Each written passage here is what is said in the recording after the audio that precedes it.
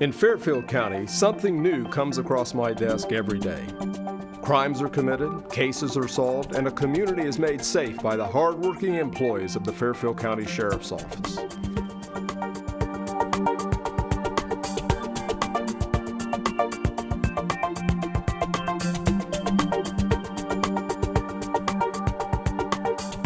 Welcome to This Week with Sheriff Dave Phelan, a weekly program on LancasterOhio.tv, and also we're carried on our website with the Fairfield County Sheriff's Office, along with a couple of radio affiliates here in Lancaster. Do appreciate you, the viewers and listeners that join us each and every week.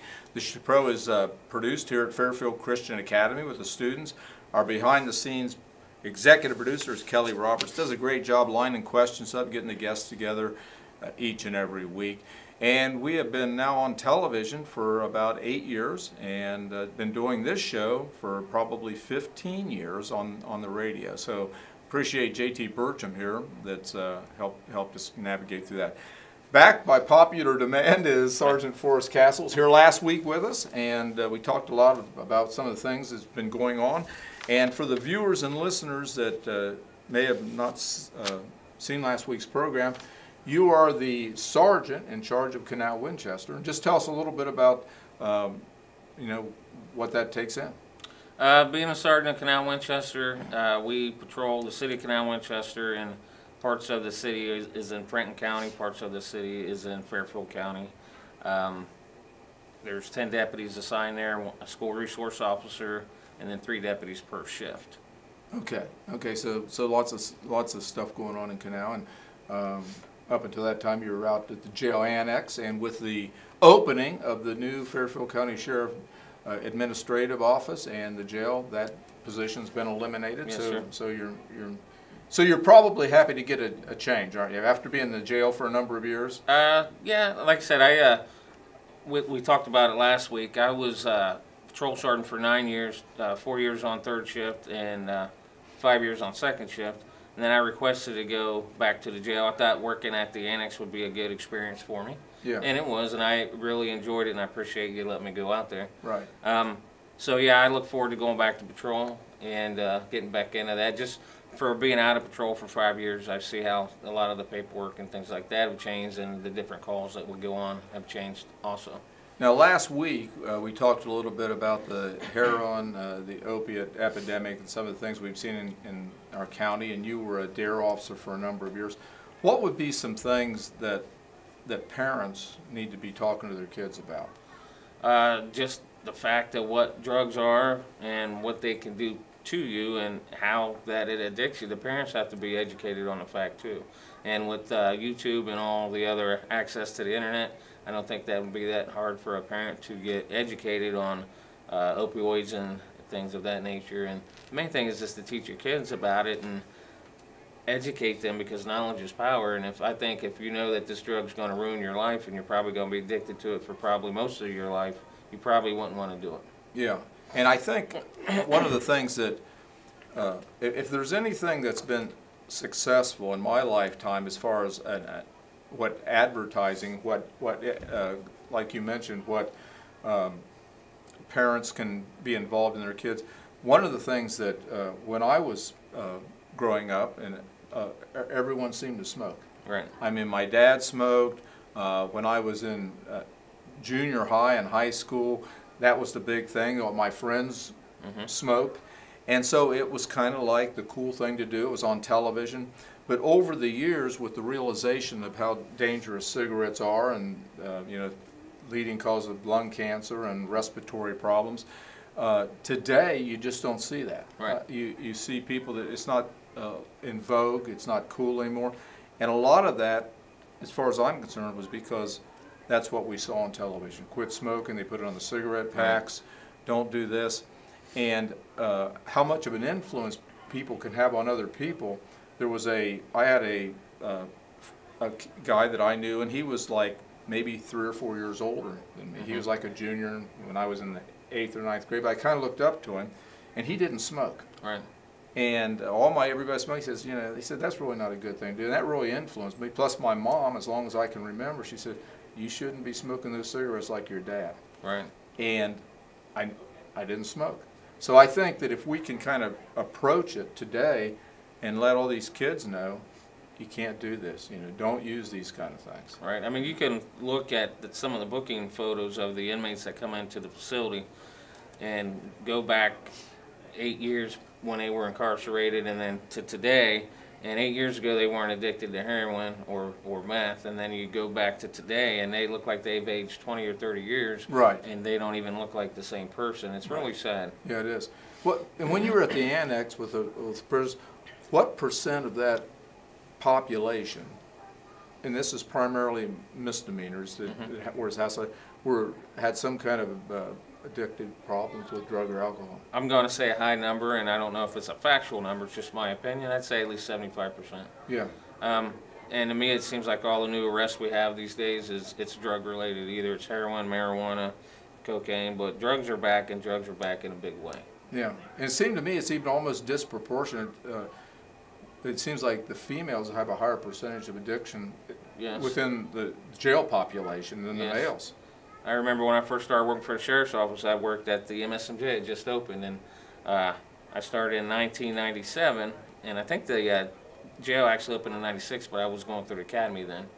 And I think there was maybe 10 female inmates total in the jail, and now they have an entire wing dedicated to them because, you know, there's 50, 60 female inmates. Yeah, that was the same when I became sheriff, which was January 2001. It was the same thing. There were like 8 to 10 females there. And then by 2012, 2013, that area, we were up to like 70 or 80. Right.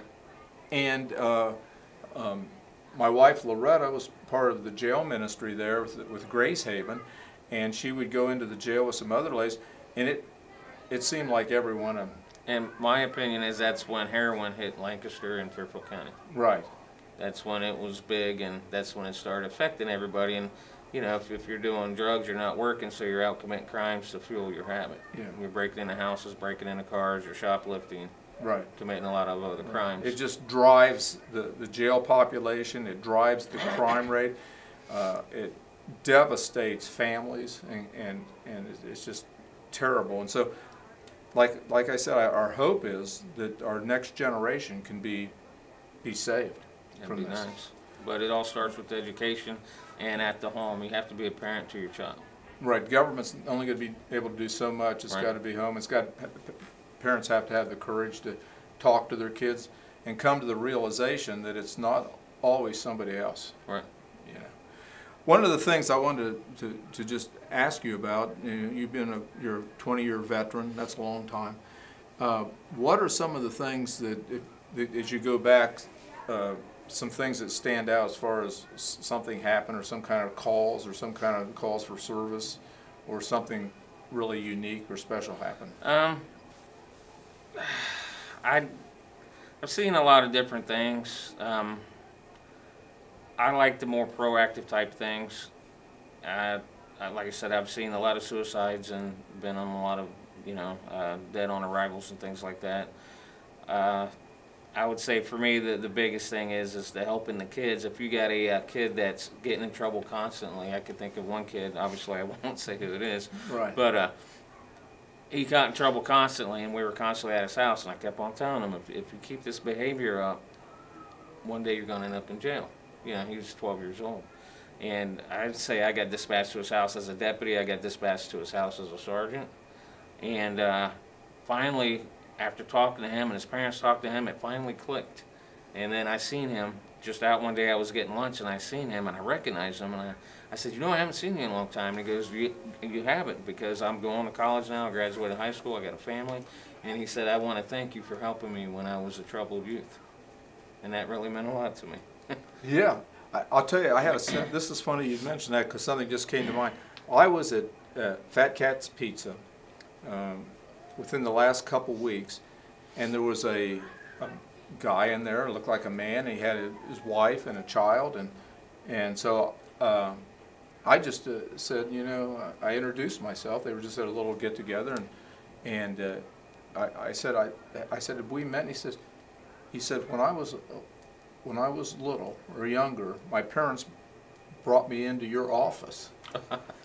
and because I was being disruptive and everything, and it was the same kind of thing. And here he is, kind of squared away, and he has a child and everything, and so I was just saying, well, it's the same kind of story. Yeah. And I often think all of us, we never know the impact we have on other people. Yes, I agree with that. Okay, you were in 2014. You were the Supervisor of the Year, and you really do a good job as a supervisor. You have a good command bearing. You're squared away. You do a good job. What makes a good supervisor? Somebody that's willing to work with the deputies, and someone that's going to take ownership of the shift, right. And somebody that mainly listens to them and shows them respect, but yet they're firm, fair, and consistent. And you tell them, I want you to go by the policies and procedures of the office, and if you have a problem, you can talk to me, but you're going to be their mentor and you're working with them too, but in the same time, you're not a dictator to them. Right. If your deputy respects you, he's going to work a lot more for you. He's going to come to work every day for you. Yeah. And I've heard that. I really have. I've never heard any deputy say anything negative about you and your role as a supervisor, so I think that speaks volumes for you. Back to Canal Winchester, we just have a couple minutes left. Anything you can see in the future? Anything you're going to be thinking about changing or doing, or? Like we talked about last week, mainly I'd like to get the bike out this summer and do a lot of community policing, get into the neighborhoods, get the deputies out of the cruisers and walk. I don't know if you remember when we had the gas prices were high and the budget was kind of tight. I remember that. And we had to park the cruisers and get out and walk. I thought that was a good thing. Yeah, we probably need to do that anyway, even because I think it gets, so many times there's a couple, or there's three reasons people have interactions with law enforcement. They say, first of all, they're sitting in the car and they drive by. The third is they're being pulled over and they get a ticket, which is negative. And the other way is they're reporting a crime or going on some kind of a distress call. Right. So the more we can do, as you mentioned, to get out of that car, talk. In fact, I think I'm going to try to, I'm glad we talked about this, because this summer I'm going to emphasize that. I like that. Get out and talk and meet and greet. I would always meet with the deputies in their sectors and get out and walk with them. That way I knew they were doing it, but plus I enjoyed that. Yeah. Well, you stay in good shape, so I think it's going to be a great summer in Canal Winchester. And again, congratulations on that assignment. Thank you. And look forward to having you back. And we mentioned before, airtime, it's been like 10 years. Yeah. So we'll try to do a little bit better on that one. 10 years from now, I don't think I'm going to be here, but I'll be retired too. Yeah, so we'll get you back before the end of that. Thank you so much, Sergeant Cassel, our commander of Canal Winchester. Well, we're just about out of time. And again, I want to thank J.T. Burcham. I want to thank Fairfield Christian Academy that lets us put this program together. Again, we're carried on LancasterOhio.tv and the Fairfield County Sheriff's Office website on YouTube, and we're also carried by a number of the radio affiliates here in Lancaster. Do appreciate Kelly Roberts, our executive producer, gets the guests, lines the guests up, the questions, and does a great job behind the scenes. And certainly I'm appreciative to you, all the viewers and listeners that join us each and every week. Going into probably our 16th year on radio, and certainly our 8th or 9th on TV. Until next week, same time, same place, God bless, and we'll see you right here next week.